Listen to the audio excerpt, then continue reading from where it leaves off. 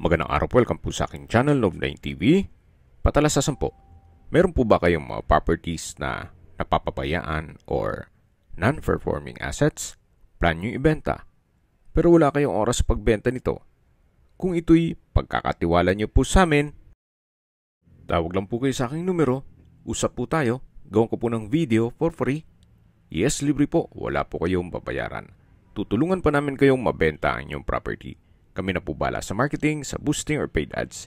Even sa tripping, hindi na po kayo mapapagod sa pag-entertain ng mga buyers. Kami na po bala sa lahat. Tawag lang po kayo. Nandito po tayo ngayon sa Antipolo City kung saan meron po tayong bagong video presentation. Isang 3-story house in lot na may lot area na 446 square meters. Ito po'y corner lot at titulado. Buhay po ang may-ari, kaya wala po kayo maging problema sa documentation o sa transfer ng title. Ito pong bahay ay may floor area na 450 square meters plus additional 300 square meters na developed area dun sa dulo. Then may 7 bedrooms, 5 toilet and bath, may foyer with storage, then spacious living area at dining area, high ceiling, meron pong guest reception area, may formal and dirty kitchen with stainless steel kitchen countertop, may breakfast nook, prayer area, guest room, private office with storage, meron pong roof deck, at 2 covered car garage dito sa napwestuhan natin. Then sa likod po ay meron ding 6 car garage. Mamaya po ikutan natin yan.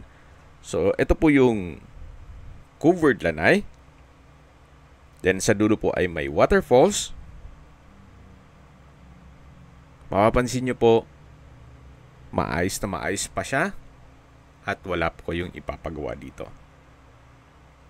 Actually, pwede itong i-convert sa dipping pool. So, depende po sa inyo kung anong magiging purpose niyo dyan. Then, yan po yung setback papunta sa likod ng bahay. Dun po sa tinutukoy ko na kakasya pa ang 6 na sasakyan. Na meron din pong warehouse o stock room. Mamaya po, iikutan natin yan. So, ito po yung main door na may aluminum screen door. Samahan niyo po ako. Pasok po tayo. At welcome po dito sa bahay ni Sir. Naka-solid wood door. At ito po yung foyer. At malaki naman po ang espasyo nito. So sa mga furnishings, wala pong nabanggit si owner kung kasama.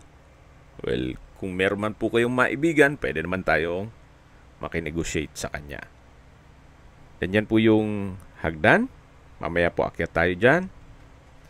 Sa likod po nitong window glass ay yung covered lanay. At lilipat na po tayo dito sa living area o salas. Meron pong decorative glass panels. Then, double high ceiling. Meron pong glass blocks na nag-serve as natural sunlight. Mula po dito sa living area, matataon natin yung foyer, then yung main door, at ito na po yung hagdan na naka-wooden staircase, wooden handrail, then metal railing. Samahan niyo po ako, akyat po tayo. So ito pong bahay ay owner's built, kaya hindi po tinipid. May pagpabago lang po sa kanilang plano, kaya ibebenta na lang po nila ito. Ito po yung family area na may chandelier, then may window glass sa dulo at malaki naman po ang espasyo. Ang ibang kwarto po ay hindi natin mache-check gawa ng may mga natutulog. Pero upon tripping, papakita po natin yan sa inyo. Yan po yung unang bedroom. Kung saan, gaya na sabi ko sa inyo, meron pong natutulog kaya hindi natin mapasok muna yan. Then ito po yung second bedroom na ginawang stock room muna. Pero napakalaki din po ng espasyo nito. Actually, pwede rin pong gawing office, especially kung nag-work from home kayo. Then, meron din po itong sariling toilet and bath. At mula naman po dito sa second bedroom, labas po tayo. Yan po ulit yung family area na naipakita ko na sa inyo kanina. At dito naman po yung common toilet and bath. May hand wash basin, vanity mirror, water closet with bidet, then shower curtain, at ito'y naka-tiled bathroom wall. So malinis naman po, wala po kayong ipapagawa dito. Ito po yung shower na kung saan meron po itong hot shower set at from floor to ceiling po ang tiled bathroom wall. So ito po yung common toilet and bath dito sa second floor na malapit sa family area. So dito na po tayo sa hagdan ulit at ito naman po yung papunta sa third floor. Naka wooden staircase, same design lang po, at wooden handrail. Then dito po ay may altar. At ito naman po yung pangatlong kwarto o third bedroom. May wardrobe, may glass windows, then drawer. At sa pintura naman, maayos din po. Wala po kayong papagawa dyan. At dito naman po yung hagdan na papunta sa mga kwarto. Ganun din po. Naka-wooden staircase at handrail. Then meron pong glass blocks na nag-serve as natural sunlight. Akit po tayo. Samahan niyo po ako. Ito pong flooring dito ay naka-wood parquet.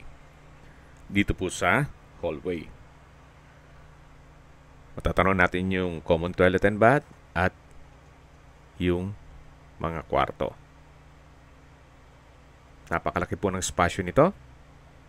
Meron pong customized window glass. May window type aircon. For sure, hindi naman tatanggalin yan. Then naka solid wood door. At dito naman po sa kabila yung kabilang kwarto. Ganun din po. Naka-customize window glass. Actually, meron po itong overlooking view. Kasi nasa mataas na lugar po itong property. Matatanaw nyo naman yung mga kapitbahay. Dito po sa area nitong property ay meron din pong mga resort, restaurant na dinadayo. Kaya kung sakali man po na i-convert nyo ito sa Airbnb, para ito'y maging income generating. So, yan po yung view. At ganoon din po dun sa kabilang kwarto. May view din po siya. May wardrobe na rin po dito sa dulo at naka-solid wood door. Then, dito naman po yung common toilet and bath. May hand wash basin, vanity mirror, water closet with bidet, hot shower set, then may bathroom window, at from floor to ceiling po ang tile bathroom wall. Then meron pong sliding door dito sa katabi ng common toilet and bath na kung saan may mga gamit po si owner. Ganun din po, upon tripping, check po natin yan. So, ito na po yung mga kwarto dito sa taas at bababa na po tayo. Yan po yung hagdan. Then meron pong staircase window. Napalaking bagay po niyan. Then dito naman po yung altar. Yan po yung another room. Then dito po yung family area na nadaanan natin kanina. At bababa na po tayo para check natin yung ibang parte ng bahay. Especially yung formal kitchen at dirty kitchen. Yan po yung coffee table na may lampshade. At dito naman yung living area. Then, dito naman po sa kabilang side ay yung foyer at main door. Ito po yung another stairs naman na papunta sa formal kitchen at dining area. Check po muna natin dito sa common toilet at service area. So, dito na rin nila pinesto yung washing machine, then water closet, at hand wash basin. Naka-tile bathroom wall na rin po yan. So, yan po yung common toilet at service area. Dito naman po yung breakfast table na meron pong window type aircon sa dulo. At yan po yung dining area na may customized window glass with security grill, tile flooring, at sa dulo po ay may access door. Dito naman po yung formal kitchen. Ito po yung tinutukoy ko na stainless countertop. Lifetime na po yan. Then, meron pong kitchen window, kitchen cabinet. At dito naman po sa kabilang side, meron din pong breakfast table. Then, may countertop at malaking kitchen window. Stainless sink din po and faucet. At meron din pong kitchen cabinet o storage ng kitchen utensils. Ito po yung access door, naka solid wood, na papunta naman po ito dito sa may dirty kitchen. May aluminum screen door, may kitchen countertop, kitchen cabinet, at dito naman po yung service area.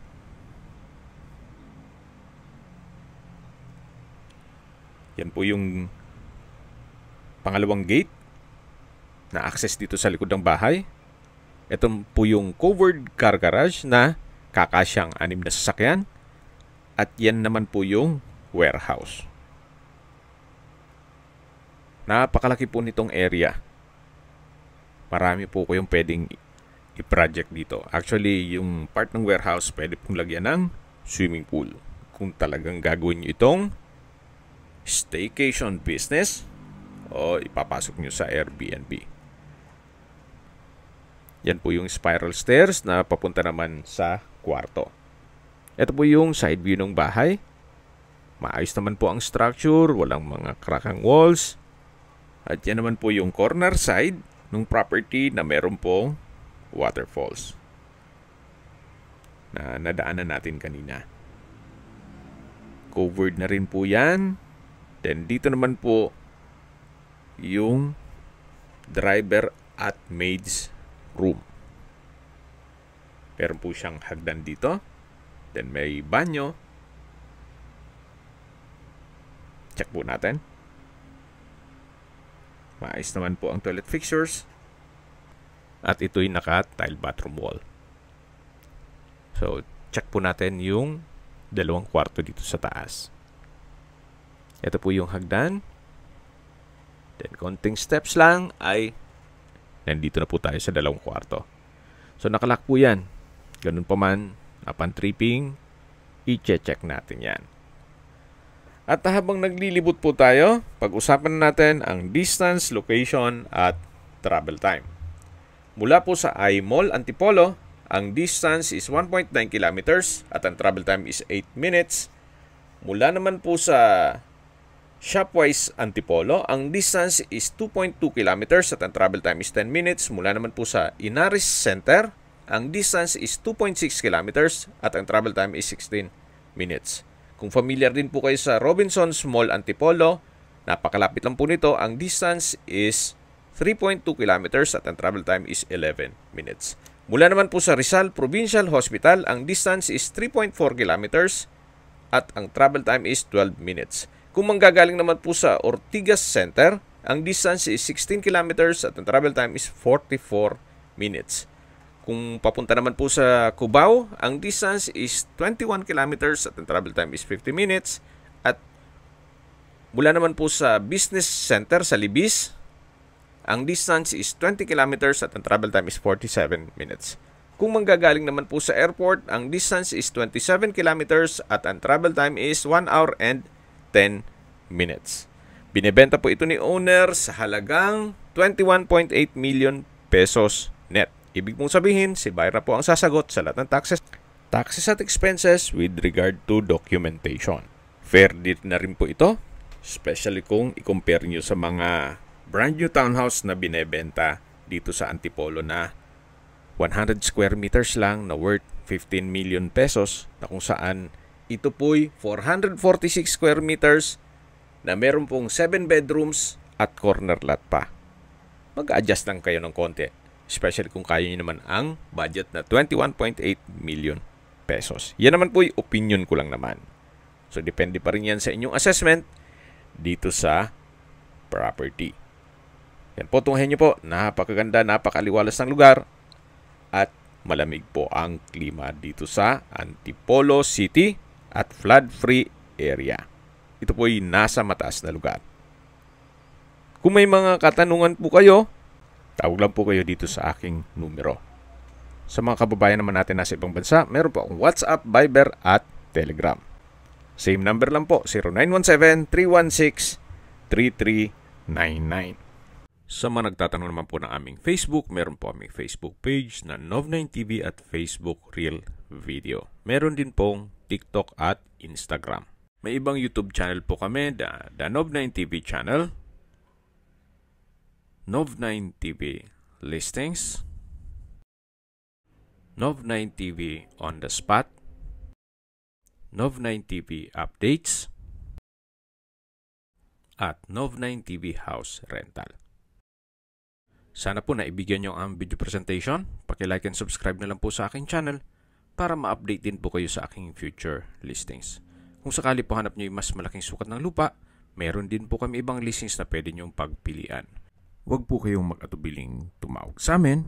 Then, let us know your budget para malaman namin kung anong property pwede naming ilog sa inyo. Sa lahat pong viewers, subscriber at nagtiwala po sa amin, salamat po sa suporta. Ingat po kayo lagi at yung pamilya. Maraming salamat po.